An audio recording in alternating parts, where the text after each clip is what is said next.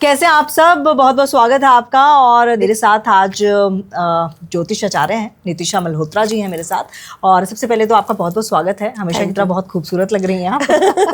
तो हाल ही में आपकी एक रील मैं देख रही थी, बहुत अच्छी रील थी। आपने विराट और अनुष्का की तुलसी माला पे बनाई थी जब वो प्रेमानंद जी के पास गए थे। तुलसी माला का महत्व आपने बहुत अच्छे से बताया था। मैं चाहती हूँ आप मेरे पॉडकास्ट के जरिए भी उस महत्व को बताइए। देखिए, तुलसी जी की माला, पहली बात तो तुलसी जी का प्राकट्य आप जानते हो कि श्री हरि विष्णु के श्राप से हुआ है, और श्राप के साथ साथ उन्होंने आशीर्वाद भी दिया कि जो भी इस तुलसी को अपने घर में लगाएगा और तुलसी को सींचेगा, मैं उस पर अपना आशीर्वाद हमेशा बना के रखूंगा। अब जहाँ श्री हरि विष्णु आ जाते हैं, वहाँ लक्ष्मी जी तो अपने आप आ गई। अब तुलसी के वृक्ष यानी तने से उस माला को तैयार किया जाता है। श्री जी के और विष्णु जी के हर भोग में तुलसी का इस्तेमाल होता है, राम जी के, कृष्ण जी के। तो इट मीन्स ये विष्णु भगवान को बहुत प्रिय है, पहला पॉइंट। दूसरा, ये आपकी आध्यात्मिक ऊर्जा को बढ़ा देता है, क्योंकि उसकी उत्पत्ति आशीर्वाद से हुई है। उसकी उत्पत्ति नकारात्मक एनर्जी को काटने के लिए हुई है, उसकी उत्पत्ति ही आध्यात्मिक ऊर्जा को बढ़ाने के लिए हुई है। तो जब आप तुलसी की माला पहनते हो तो आपकी ओरा स्ट्रांग रहती है, आपके अंदर ओरा के साथ साथ आपकी ऊर्जाएं बहुत ज़्यादा आध्यात्मिक होने लग जाती हैं। यानी आप श्री हरि विष्णु पर बिलीव करना शुरू कर देते हो, और जो श्री हरि विष्णु को बिलीव करता है ना तमन्ना जी, उसके जीवन में कष्ट कभी आ ही नहीं सकता। मैं आपको एक शंकराचार्य जी का एक वो सुनाती हूँ। शंकराचार्य जी जब अपनी लास्ट स्टेज वाली स्थिति पे गए तो वो अपने शिष्यों के साथ जा रहे थे। तो उन्होंने देखा कि एक नदी के किनारे एक ब्राह्मण है जो 90 साल से ऊपर का है, अपनी बिल्कुल लास्ट पीरियड, मतलब 1 या 2 दिन या कुछ दिन बचे हैं उसमें है, और वो संस्कृत के श्लोकों का वो कर रहा है, पठन कर रहा है। तो उन्होंने उसको बोला कि ये तो लास्ट स्टेज है, तुम विष्णु हरि का नाम लो, तुम ये संस्कृत के श्लोक क्यों पढ़ रहे हो? तो उसने बोला ये मेरा काम है, मैं यही करूँगा। फिर उन्होंने एक काव्य रचा जिसमें वो कहते हैं श्रीमन नारायण नारायण भज मूढ़ मते, क्योंकि आपकी जो जीवन का जो वैल्यूज़ है वो श्री हरि विष्णु से जुड़े हुए हैं। वो हमारे पालनहारा है। शिव जी को पालनहारा नहीं बोला गया, ब्रह्मा जी को पालनहारा नहीं बोला गया। धरती पे अगर आपने जन्म लिया है तो आपको श्री हरि विष्णु का कर्ज चुकाना पड़ेगा। जैसे हमारे माता पिता के प्रति हमारा कर्ज होता है ना, वैसे श्री हरि विष्णु के प्रति भी हमारा कर्ज होता है। तो इसलिए उनके नामों को चैंट करने के लिए कहा जाता है कि उनके कर्ज को हम समाप्त कर सकें। तो जब आप तुलसी की माला पहनते हो, आपकी ऊर्जा पॉजिटिव होती है, आपका कार्मिक लूप भी वहीं पे बैंड खत्म होता है। यानी आप अपनी आध्यात्मिक एनर्जीज में आगे बढ़ते हो और जन्मों जन्मों के जन्मांतर को भी स्टॉप करते हो। मोक्ष की प्राप्ति होती है। इसीलिए तुलसी को मोक्ष की प्राप्ति के लिए भी कहा जाता है। कहा जाता है तुलसी की माला जब गले में धारण कर लो, आप गलत शब्दों का प्रयोग भी नहीं कर सकते। अच्छा, हाँ, कंठ पे धारण है ना। कंठ क्या है? श्री हरि विष्णु शिव जी के कंठ में विष है, ना वो अंदर जा सकता ना वो बाहर। आप ना गलत शब्द बोल सकते हो, ना गलत शब्द अंदर ले जा सकते हो। तो कंठ पे तुलसी धारण करना का विशेष महत्व है कि आपने कुछ भी बुरा नहीं बोलना किसी के लिए। और आप देखिए, मतलब विराट कोहली जैसे शख्स, मतलब कई बार उनकी रील वायरल होती है कि आई एम नॉट दैट पूजा पाठ वाला गाय ना, उसके बाद उनका ट्रांजिशन आता है। और अब आप जैसे बोल रहे हैं कि तुलसी की माला पहन के, उन्होंने भी तुलसी की माला पहनी थी कि आप कुछ अपशब्द भी नहीं बोल सकते हैं। पहले उनमें इतना इम्पेशेंट थे वो, और अब हमने जो रील्स देखी हैं उनकी, उन्होंने बड़े अच्छे से सबके साथ फोटोग्राफ्स खिंचवाई। आप उनकी लैंग्वेज, अगर आप वॉइस भी सुनते हो ना, वो भी कितनी क्लियर हुई है, आपने ये ध्यान दिया? हाँ, पहले मतलब बहुत फर्क आया है। बहुत फर्क आया है। हाँ। तो उसके बाद आप तामसिक भोजन कर ही नहीं सकते हो। तमन्ना जी, आप सोच भी लोगे ना कि मुझे करना है, तो आपसे होगा ही नहीं। मैं आपको सच बता रही हूँ। तो तुलसी की माला बहुत काम करती है, और धन की स्थितियों को भी स्ट्रॉन्ग करती है। मैं आपको इसका भी एक लॉजिकल वो देती हूँ। हमारी जो वाणी है वो सेकंड हाउस है, हमारा धन भी सेकंड हाउस है। जब हम अपनी वाणी को अच्छा कर लेते हैं तो धन भी अच्छा हो जाता है। अच्छा। इसलिए तुलसी की माला पहनने से भी धन की स्थितियाँ स्ट्रॉन्ग होती हैं, क्योंकि आपकी वाणी अच्छी हो गई, आपके खाने पीने का स्टाइल अच्छा हो गया, तो धन तो अच्छा हो ही जाएगा। आप लोग देखिए, जो लोग बहुत बुराइयां करते हैं, गाली गलौज करते हैं, वो भले ही धनवान हो, लेकिन वो एक टाइम पे आके गरीब जरूर होते हैं। अच्छा। इसलिए लाइफ में कभी शिकायत मत करो, कभी किसी की बुराई मत करो, कभी किसी को फालतू गाली गलौज या फालतू शब्द मत बोलो। इससे आपकी धन कमजोर होगा ही होगा, आज नहीं तो 10 साल बाद होगा। क्योंकि आपकी महादशा अच्छी चल रही होगी तो नहीं होगा, जैसे महादशा परिवर्तन होगी वो हो जाएगा। पीरियड्स के दौरान धारण कर सकते हैं? देखिए, अगर आपने धारण कर ली है, फिर आपको चाहे पीरियड्स आए या कुछ भी आए, आप उसको धारण रखिए। लेकिन कई लोग क्या करते हैं, रात को उतारते हैं। मैं भी रुद्राक्ष की माला रात को उतारती हूँ, क्योंकि कई बार मुझे चुभती भी है। तो इसके लिए आपको मैं उनके लिए एक गद्दा लेके रखा हुआ है, साफ सुथरी जगह पर, गद्दे पर अच्छे से रखती हूँ। ऐसे नहीं कि तकिए के नीचे रख दिया, या फिर मंदिर में एक स्थान बनाइए, या उसके लिए एक स्थान बनाइए, ऐसे नहीं आप रख सकते। तो तुलसी की माला भी अगर कंठी आप उतार रहे हो तो उसके लिए सही स्थान होना चाहिए। अदरवाइज कंठी मत उतारिए, कंठी नहीं उतारना चाहिए किसी को रात के समय भी, क्योंकि वो आप पे कोई बैड इम्पैक्ट नहीं डालेगा। रुद्राक्ष बैड इम्पैक्ट क्या डालता है, जिनका बहुत ज़्यादा हाई ब्लड प्रेशर होता है उसको कई बार बहुत हाई कर देता है। तो हाथों में मत बांधे, गले में आप धारण कर सकते हो। जो लोग हाथ में बांध लेते हैं उनको ब्लड प्रेशर की अगर प्रॉब्लम है तो हाथ में मत बांधे, गले में धारण करें। वाकई मतलब ये सब चीजें इतनी साधारण सी लगती हैं, लेकिन जब कई लोग कुछ भी पहन लेते हैं ना बिना सोचे समझे, तो फिर उनके साथ प्रॉब्लम्स आती है, फिर भागते हैं कि क्या करें। तो हम कहते हैं ये छोटी सी गलती की हुई है। हाँ, अब जैसे तुलसी की माला का आपने इतना महत्व बताया है, तो जैसे हम घरों में तुलसी लगाते हैं तो जाहिर तौर पर उसका महत्व और भी ज़्यादा हो जाता है। आपके घर में तुलसी, आपके घर में कभी नकारात्मक ऊर्जा रह नहीं सकती, कुलच्छनी का वास रह नहीं सकता, दरिद्रता रह नहीं सकती। बट डिमांड वही है, शब्द आपके अच्छे होने चाहिए, आपकी ऊर्जा पॉजिटिव होनी चाहिए, क्योंकि तुलसी सूख जाएगी, वो सूख जाएंगी, आप देख लेना। आपकी ऊर्जा जब तक पॉजिटिव नहीं है, तभी तो कहते हैं जब आप मेंसेस में हो तो तुलसी जी को जल मत दो, मंदिर में पूजा मत करो। वो क्यों कहा जाता है? क्या आप निगेटिव हो गए? नहीं। क्या आपकी ऊर्जाएं खराब हो गई? नहीं।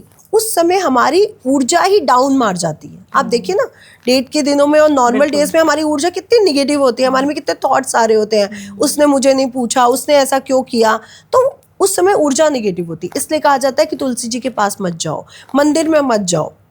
अगर आप अपनी ऊर्जाओं को पॉजिटिव रखते हो तो आप कहीं पे भी चले जाओ, आप मेंसेस में चले जाओ, आप कभी भी किसी स्टेज में चले जाओ, कुछ नहीं होगा।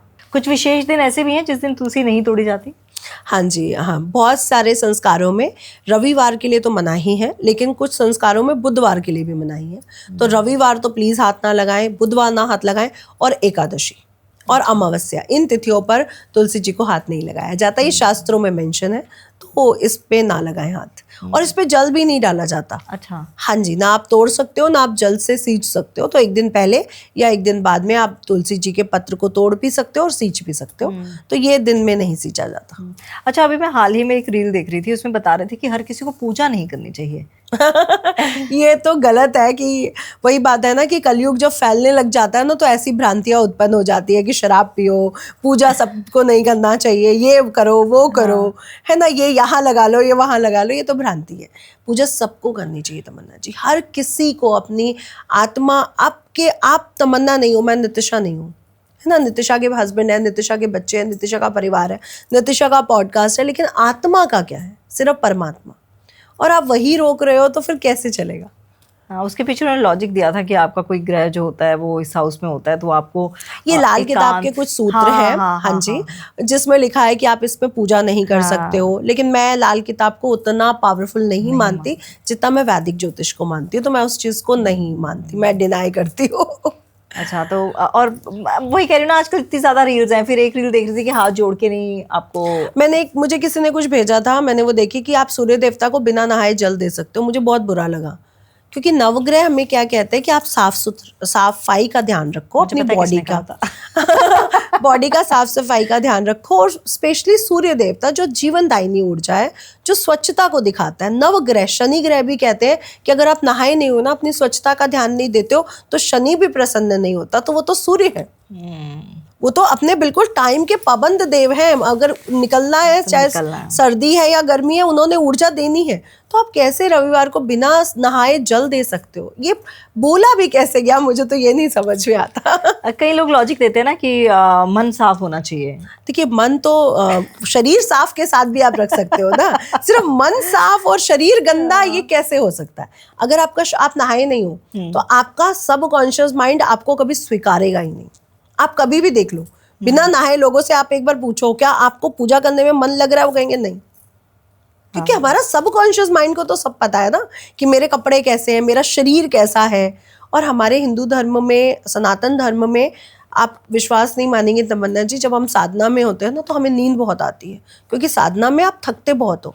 अगर मैं 2 घंटे 1 घंटे की भी नींद लेती हूँ, 15 मिनट की भी नींद लेती हूँ, तो मेरे गुरुजी बोलेंगे नहाओ, क्योंकि वो मृत्यु मानते हैं नींद को। वो कहते हैं अभी तुम शयन करके आई हो, अभी तुम मृत्यु से वापस आई हो, तो नहाना बहुत जरूरी है। वो बिना नहाए मुझे साधना नहीं करने देते। आप बिलीव करोगे, अगर कई बार पेट खराब हो जाता है क्योंकि साधना में है, दूध पी रहे हैं, तो अगर मैं मोशन भी कई बार गई हूँ तो मुझे उतनी बार नहाना पड़ता है। अच्छा। हाँ जी, इसलिए मैं कई बार तो दूध भी वो कर देती हूँ कि मुझे आप पंचामृत बना दो, मुझे दूध भी नहीं लेना। इतना नहाने को वो वैल्यूज किया जाता है साधना में। तो वही सूर्य देवता जो आपको जीवन दे रहे हैं, सब दे रहे हैं, और जो जिनसे जल भी संचरित हो रहा है, आप नहाने को मना कर रहे हो। कुछ कहते हैं अल्कोहल ले लो, कुछ कहते हैं ये ले लो, ये भ्रांति है। और मुझे लगता है कि कलयुग का एक स्टेप यही है कि जब ऐसी भ्रांतियां फैलने लग जाएं, जब निगेटिव चीज़ों को आप प्रमोट करने लग जाओ, वही कलयुग है, और कुछ भी कलयुग नहीं है। बिल्कुल। कलयुग की आप बात कर रहे हैं, कह रहे हैं कि जो कलयुग हमें महाभारत में बता दिया गया कि क्या क्या होगा, उसको अगर आप डिकोड करें तो आपको समझ में आ जाएगा। क्या आपको लग रहा है कि जैसे आपने कहा कि अभी शुरुआत हो गई है, तो आपको लग रहा है कि वही सब चीज़ें जो हैं वो हमें देखने को मिलेंगी? देखिए, मैं तो मानती नहीं हूँ कि कलयुग की शुरुआत हो चुकी है या कलयुग अंत पे खड़ा है, क्योंकि अगर कलयुग की बात की जाए तो कितने कलयुग निकल चुके हैं और कितने कलयुग बाकी हैं, शास्त्र ये भी कहते हैं। मैं ये मानती हूँ तमन्ना जी कि मैं अगर सही हूँ, अगर मुझे श्री कृष्ण श्री राम दिख रहे हैं आज, तो सतयुग है। आपको क्या दिखता है वो आपके युग पर डिपेंड करता है। आपका जो नजरिया है आपको वही युग दिखेगा। दूसरा, अगर मैं भविष्य मालिका, क्योंकि मैं भविष्य मालिका को भी वैल्यूज देती हूँ, पढ़ती हूँ, तो भविष्य मालिका में मेंशन है कि 2032-33 में समाप्ति है। अब आप कहोगे कि सच में 32-33 में सब समाप्त हो जाएगा, तो मैं कहूँगी नहीं, कुछ भी समाप्त नहीं होगा। लेकिन तमन्ना जी, आप अगर सतयुग से कलयुग तक जाते हो, और अगर आपने कलयुग से सतयुग तक वापस आना है, तो यहाँ से सब खत्म हो गए, यहाँ से उत्पन्न नहीं होगा, आपको यू टर्न लेना ही पड़ेगा अगर आप वहाँ से यहाँ वापस आना चाहते हो, क्योंकि पृथ्वी भी तो साइकिल में घूम रही है। तो कलयुग से भी तो यू टर्न ही लोगे आप ये कैसे कह सकते हो कि खत्म हो जाएगा?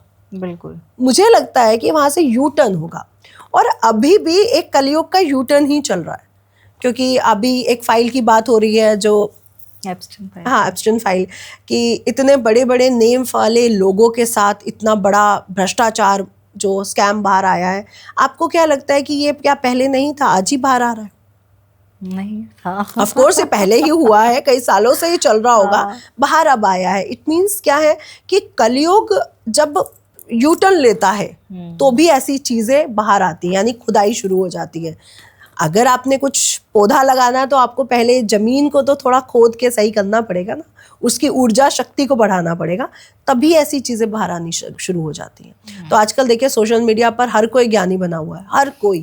कई बार मुझे लगता है कि ठीक है, आप बोल रहे हो, अच्छा बोल रहे हो, लेकिन इसका लॉजिक क्या है? कुछ तो लॉजिक दोगे कि ये किताब में इस श्लोक में लिखा गया या वहाँ पे मुझे मिला। जैसे मैं उपाय भी बताती हूँ, तो मैं ये नहीं कहती कि ये कर लो, मेरे को किताब में मिलता है तो ठीक है, चाहे वो वशीकरण की किताब में मिल जाए, लेकिन मैं बिना देखे कुछ नहीं बोलूँगी। आप मुझसे पूछोगे आपने कहाँ से पढ़ा, मैं आपको वो दे सकती हूँ, मैंने यहाँ से पढ़ा। तो वो चीज़ें जब फैल रही है, इट मीन्स कलयुग बढ़ रहा है। आपका बहुत बहुत धन्यवाद, आप यहाँ पर आए, और तहे दिल से शुक्रिया आपका। थैंक यू तमन्ना जी, बुलाने के लिए।